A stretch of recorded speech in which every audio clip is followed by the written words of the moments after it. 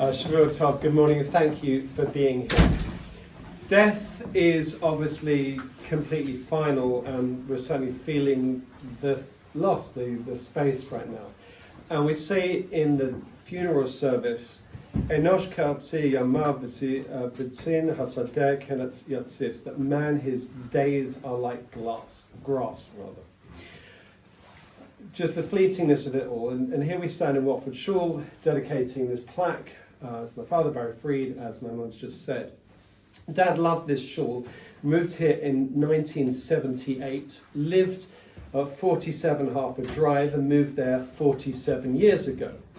It's a long time. And for the last 2 years, Dad very much wanted to come back to shul, wanted to come here for a Shabbat service. Physically, it was just too difficult with the oxygen and the medical situation. But the Hasidic Rebbes, like the Ishbitzer Rebbe, teach that the Ratzon, the yearning, is powerful. It is a powerful spiritual energy. And that yearning was absolutely huge. So I just want to share a couple of things about Dad's history with the shul and family history, which many people here will know because you were there. And it's all plagiarized from my mother. So I'm not. It'll be in the magazine. It was in the 1970s that there were the young marrieds, and plenty of the young marrieds are here, who were the young marrieds at the time. And events in the late 70s and early 80s, like the pram race, the pushchair races around. We've got some recognition of that around the pond at the top of Watford High Street before it became like Ibiza with all the nightclubs. And so the pushchairs and the prams, we'd be pushed around at the age of 3, 4, 5, round and round the pond, and sometimes we reached speeds as much as 3 miles an hour. It was just thrilling. And then in the 80s, there were fundraisers, like the kindergarten fundraiser, where the obvious thing happened, and the Watford Morris dancing troupe just broke out. The Mayflowers, we've got a couple of people here who were in it, Clive, or maybe one person, Clive Waters, and the Mayflowers, and for that Dad made the jingle bells around the knees and the ribbons and painted the sticks and created all of the accoutrements, the props. And then in the late 80s we had the young Mayflowers at my bar mitzvah, where the kids of the original Mayflowers, the Silvermans and Waters and Liebmans and Freeds and so on, we were all just dancing around, again with the same props made by Dad. Then there was the first quiz supper, which Dad emceed with Clive, and then this later went on to things like the Cheder Sports Days that Dad was emceeing, and 25 years of quiz suppers that he was emceeing, joint emceeing. This is no flash in the pan.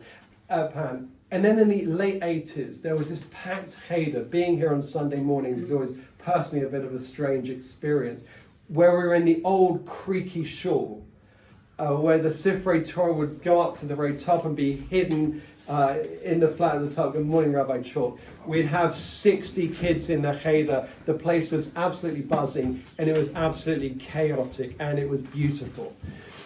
With those old creaky chairs, those metal chairs with the black frames and the red seats, yeah, you're like groaning. They were good. They channeled the cold very well. They were good conductors. And then one day Dad said, basically, look, we need some cushions. So he bought some rolls of black velvet and cut up enough material for 200 cushions. My late grandmother, Sadie Freed, God rest her soul, she then put them all together on the sewing machine, on the Singer sewing machine. Her and Dad stuffed it with cushions, and suddenly you had new cushions, so everyone could pray in comfort and a bit more warmth, until the shul burnt down and whilst rebuilding it. But now we have more comfortable chairs, but he did it at the time. And so it went on, event after event. There was the shul's 25th anniversary, where Dad got up and with the guitar sang a comedy, Carolyn Calypso, for our dear friend and Shul Secretary Carolyn Silverman, Refuah Shalema, may she be given a very speedy and complete recovery.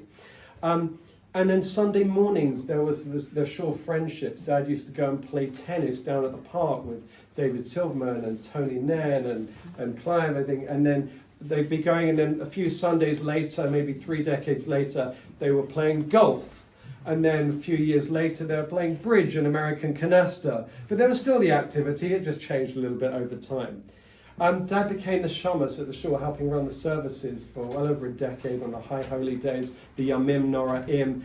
calling out the page numbers, running around. I once mentioned to him a system I'd seen in the States where you have a frame and you have numbers and you don't have to shout out, and I told him about it, and then he built the frame, although in the Wads News version my mum's written he learned about it in Bushy Shawl. But anyway, however it happened, he got busy and he built it together.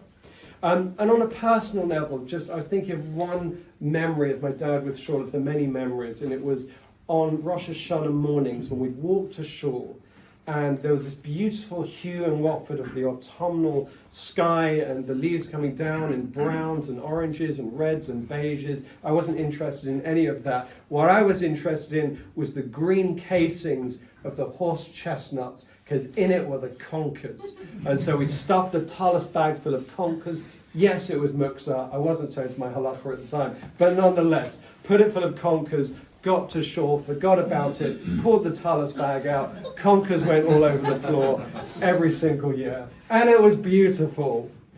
Rabbi Shneur Zalman of Liadi, the first Lubavitcher Rebbe, the Alter Rebbe, taught that we should live with the times. And living with the times is finding personal significance in the Torah reading, in what's happening right now Jewishly. And last week was the reading of Mishpatim. It was the 30th day since my dad's funeral, so the Shloshim. And during Mishpatim, the parsha of the week, is all about laws. And in recent years, Dad was volunteering at St Albans Crown Court, helping witnesses get through the day. This kind of one-on-one, like being a Rebbe to the witnesses, helping them through the trauma of showing up in court, what they were dealing with. This week's Torah reading is Teruma, which is about offerings for the temple. It talks about the people who are working with the fabrics, creating the coverings, the hangings for the temple, the ones who are building the furnishings, the artisans. It says, Va'asuli mikdash v'shachanti b'tacham. Build for me this temple. I'm going to dwell within it, within the hearts of the people. Of course, Dad was involved with that, both with the physical, the building, with the coverings, and thinking back his name is now, well, Lauren's put it up. It's next to my grandma Sadie, his mother, and my grandpa Maya, his father. Grandma Sadie was a dressmaker working with fabrics. Grandpa Maya was a carpenter building things. It is Truma, it is the Parsha, it is creating. What's that the other two? And my late grandma Nana Phyllis, and Grandpa Mark, who I was named after. Hairdresser, and what did Grandpa Mark do? Clothes. Okay, fabrics as well.